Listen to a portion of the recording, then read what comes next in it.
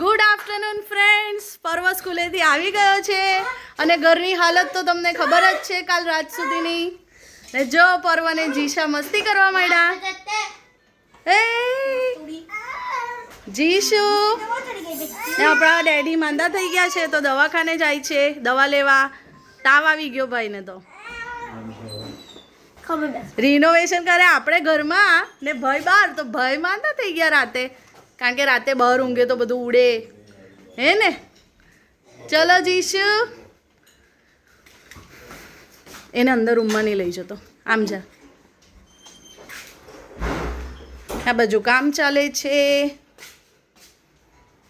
બધું. હજુ જો હવે બેડનું ફિનિશિંગ ને બધું કરે છે.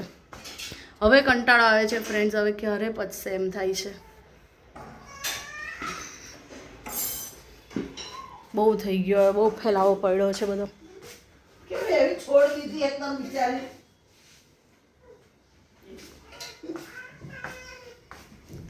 જો આ રૂમમાં જીશુ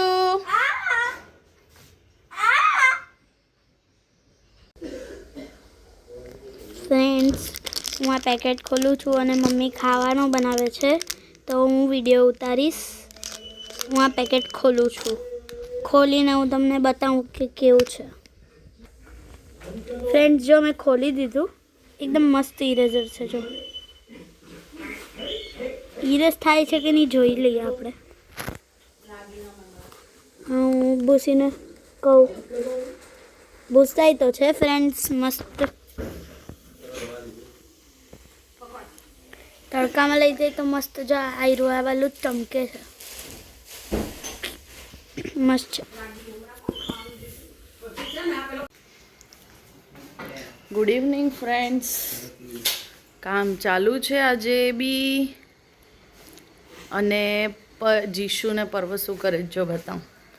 જો ભાઈ જો, જીશુ અમારી મમરા ખાય છે અને પર્વભાઈ દાણા અને કેક ખાય છે, ચા નાસ્તો થાય છે. હમણાં આ જ અમારું ઘર છે. જીશુ શું ખાય બેટું? એ જીશા મમલા ખાય મારી દીકી. જો કેવા રમે છે બંને, કારણ કે આ રૂમની બહાર હું જવા નથી દેતી એ લોકોને.